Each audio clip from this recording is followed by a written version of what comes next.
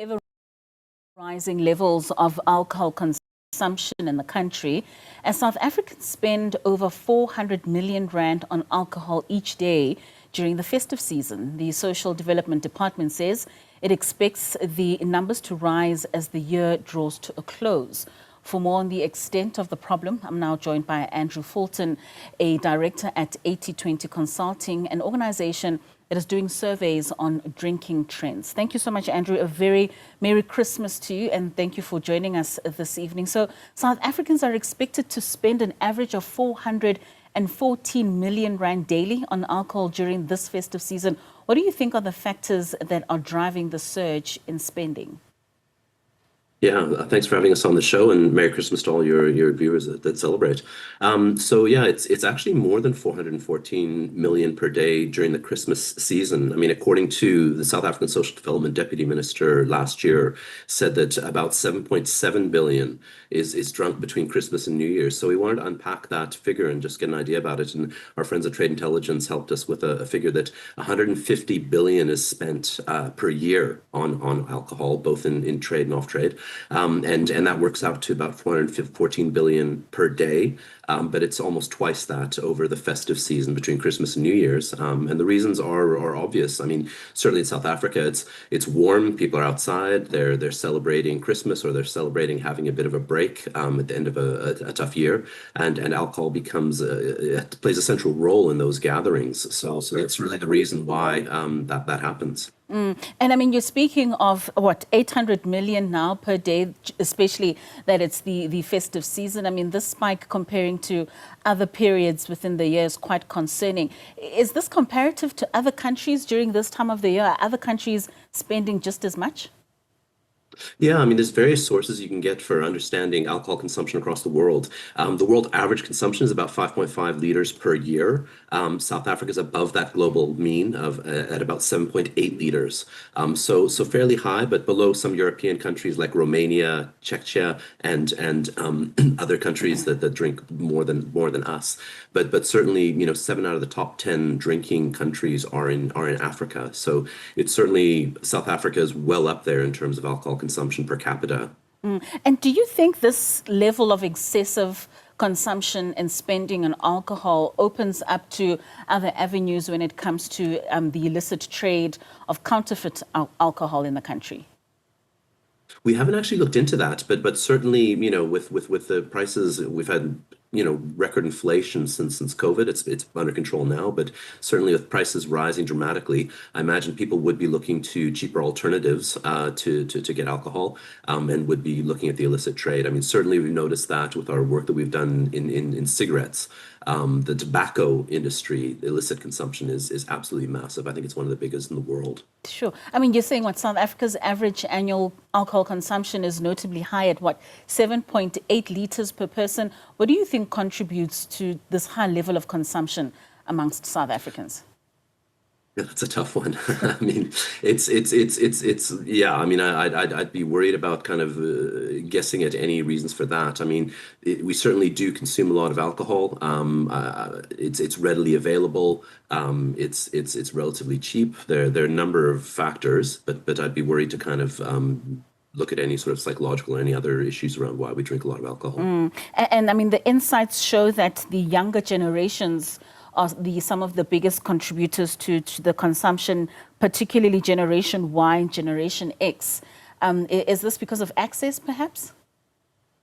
Yeah, so what we've noticed in terms of, if you look at the demographic skews, alcohol is certainly in urban consumption patterns. 70 to 80% of people in urban areas consume alcohol. It's a male-dominated industry. 60% of people consuming alcohol are male. And as you mentioned, it is the younger. It's over-indexed for young people compared to baby boomers. So there's per capita and on average, there's more younger people drinking than older people. It could just be they're going out, they're still in their socializing period of time. We have also noticed some interesting trends in South Africa, moving to more healthier consumption in terms of caffeine, in terms of chocolate, in terms of red meat.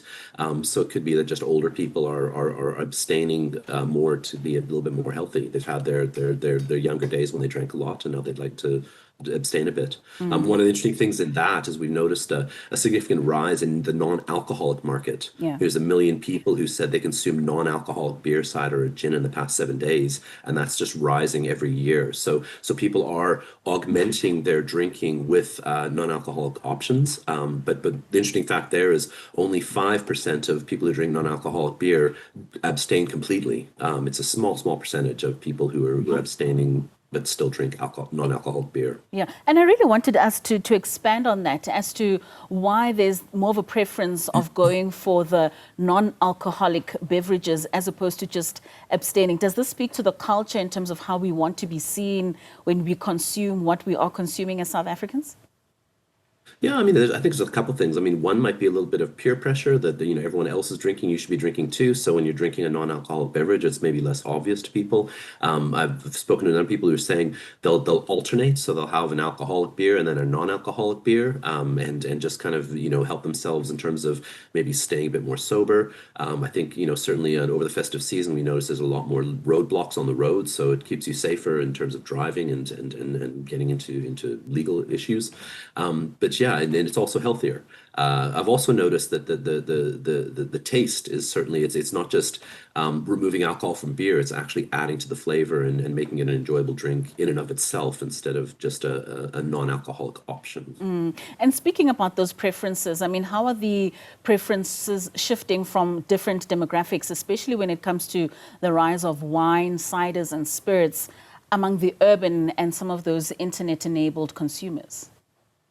Yeah, so what we noticed, we were helped out with some GWI data from Technologies, and what they find in their research, research is limited to people who have internet access, so that's why we say internet enabled. And they said in terms of festive drinking, wine is obviously tops for South Africans. I mean, we're the 7th largest wine producing country in the world. It's a huge part of our culture, followed by cider. And then spirits. That seems to be the kind of festive drinking options, which is interesting because beer is certainly a huge category with about 70% of beer consumers men, and it's the #1 category in terms of alcohol consumption overall in South Africa.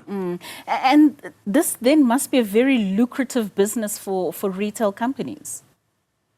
Absolutely. I mean, 150 billion rand a year. It's twice as big as the gambling industry. It's one of the bigger industries in South Africa. And what we do with 80/20, we're a data consulting company. We help companies look at how they can use this data in order to make more money, find growth, and deliver to their customers. And certainly, it is a very lucrative industry. And should we be concerned overall with this kind of consumption, and not just the consumption, but the amounts of money that's being directed to alcohol as opposed to maybe other ways of recreation that we could find in the country? Yeah, I mean, we come across that a lot. I mean, we did something last month on gambling, and it's a similar thing. Do you look at gambling as a choice that an adult makes to entertain themselves and maybe come up with a little bit of income or a little bit of enjoyment, or do you look at it as something that's quite damaging to society? And I think it's a continuum. So one would hope that people are drinking responsibly. I mean, I certainly enjoy having a glass of wine with my friends and family over Christmas and celebrating. It kind of goes hand in hand with a celebration for people that do drink. So yeah, I think the important thing is to make sure that we're behaving responsibly, and making sure that we're paying for the other things we need to pay for in our lives, such as clothing, food, school uniforms, etc. Most certainly. Andrew, very interesting insights with regards to the level of consumption of alcohol in the country. But a very Merry Christmas to you, and thank you so much for sharing this with us and joining us this evening. All right, so that was Andrew Fulton, the director at 80/20 Consulting, speaking to us about those alcohol trends, in which he is saying over 800 million rands are spent during the festive season in South Africa daily.